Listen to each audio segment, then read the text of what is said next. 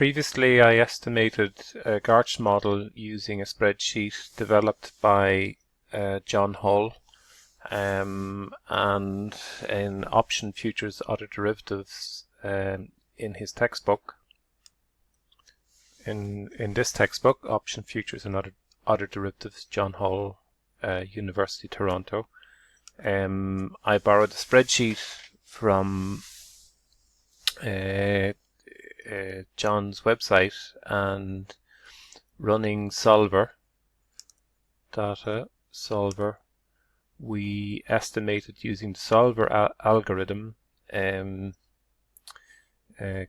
parameters. So so what I'd like to do is to replicate that estimation then in another software, and so I would like to set out a few simple instructions that calls in the same data set used in here, right? The S&P 500 from 2005 all the way through to if you come here, 2010. And okay, so let's just see if we can run a couple of simple instructions.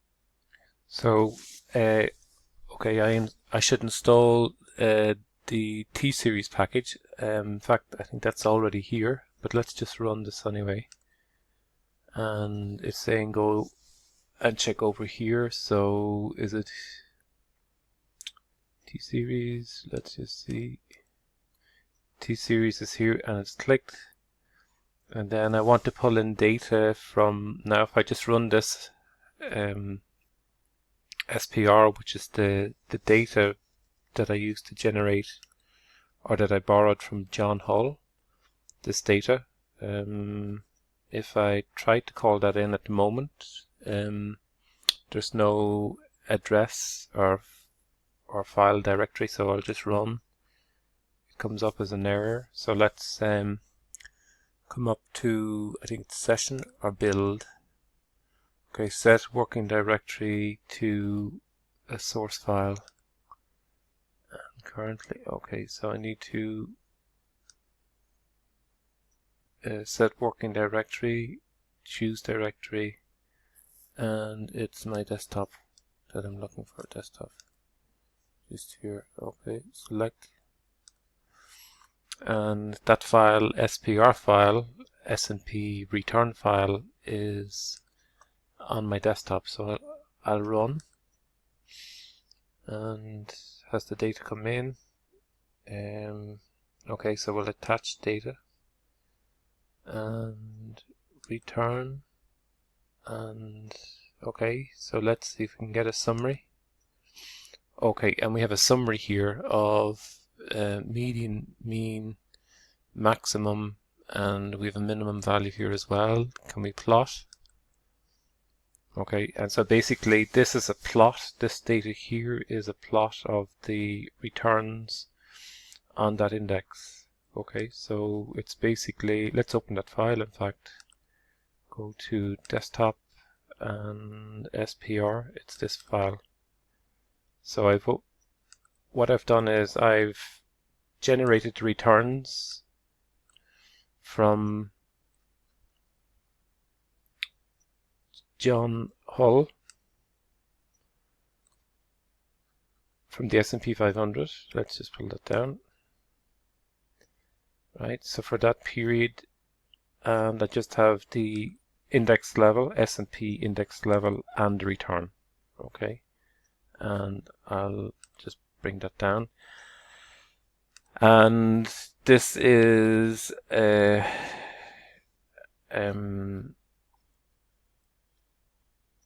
just an outline of the level of return over the period. Okay, so we had about 1,500. If we look at the number of actual observations in terms of return, if we pull this down, right, it's about 1,279. Okay, so when we look at the graph here, over that 1,279, these are the type of returns we're getting. Okay, and they're squashed together quite a bit. Okay, so we could specify an arch process that we're not immediately interested in, but I'll just run it and we get a summary output. Okay, and then the arch is a simpler representation of volatility. In fact, if we go back and look at the original parameters we have here, if we excluded this final term here and just estimated this process with 1 lag, 2 lags, 3 lags, that would define an arch type process.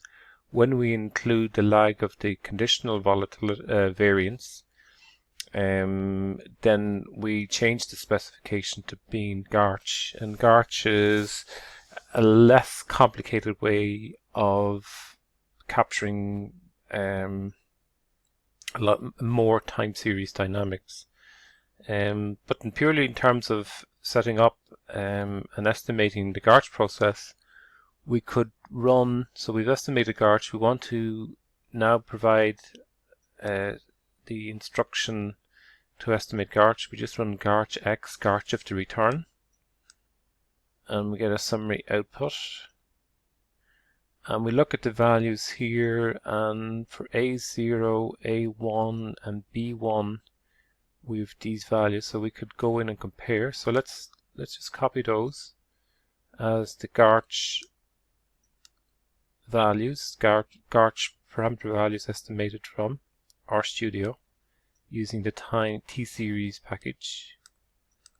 And if we come in here, I've already pasted, in fact, but it's these values. Let's just paste again, home, paste. And notice that, can we observe, yeah, the value here, so the A0 here is equivalent to the omega, and yeah, it's not too, I mean, there is 5 zeros here and then a 1 5, so the E negative 0.6 would mean 0.5 zeros, and then that 155, it's close to, but it's not the same. When we look at A1, which is equivalent to the parameter coefficient on the return squared, A1 is 9, 8, so 0, 0 to 9 to 8, so you have 0.09, and yeah, we're a little bit out. And then for this value here, the 8, 9, the B1 would be equivalent to the beta coefficient. It's 9, 1 here, whereas here we would have 0.899. So not the same. In fact, a little bit out. So this value is not the same as this value here. And this value here, the A1 value, is not exactly the same. It's close, but not the same. And again, close, but not the same as the R output. Now, what's accounting for this difference? Well, one simple specification. In the original Garch estimation that we had here, when we estimated conditional variance, we seeded the first cell by taking the square of the return. So we took the return squared. So if you like, the return was the difference between the two time periods divided by the original time period, the red. And then to get to go from then to get this value,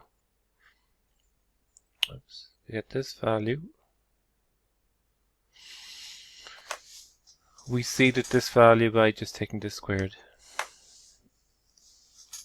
right, by squaring it. Okay, and that's how we generated the first estimate of the variance.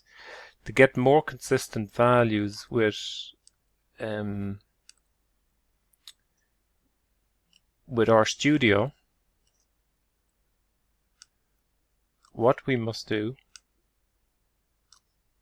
is instead of taking this squared, the return squared, this value, the first seed value, becomes the variance P, the population variance of the entire return over the 5-year period, the daily returns over the 5-year period. Okay, and then we run the estimation in the usual way with solver. So we would go to data, solver, and we would say maximize the log likelihood by changing these cells here, and we would solve, and we would get these values. And when we look at those values, they're the same values. Well, are they the same values? Let's copy again these values and paste in. Paste. They are the same. The value we have obtained here for omega is 1.55. Same as here. Remember, E -0.6 means 0 point and then 5 zeros, 155. Do we have 5 zeros? 1, 2, 3, 4, 5, 155. Then for our beta estimate, the beta is 89. Okay, so it says 0.89, 0.899, so very, very close. Okay, and what about A1? A1 is our parameter coefficient on the return squared, 0.092, and again, very, very close. Right, much closer in fact. So to make a whole spreadsheet more consistent with the estimation of Garch from the T-series, what's the T-series? The T-series package is this package. To make it consistent with the T-series package, using the Garch instruction, you just need to make one small change on the original whole spreadsheet, and that is, instead of seeding the first values for the variance here with the return squared, you actually seed this cell by taking the variance of the returns, and thereafter then it's the parameters are, if you go back to the original spreadsheet for a moment, let's see. Okay, so if we go back to this particular spreadsheet, right, we can see it's just the return squared, the previous return, and we square it. That's the initial variance. Can I go back one more? Estimation, this one. Okay, so if we look at it here, okay, and then the estimates that I get otherwise for variance are contingent on the parameter values we have here. Okay, so only one small change is required in order for this estimation to work and to be consistent with Rstudio, and that is change this specification, this cell, from being to squaring the returns to get the initial variance to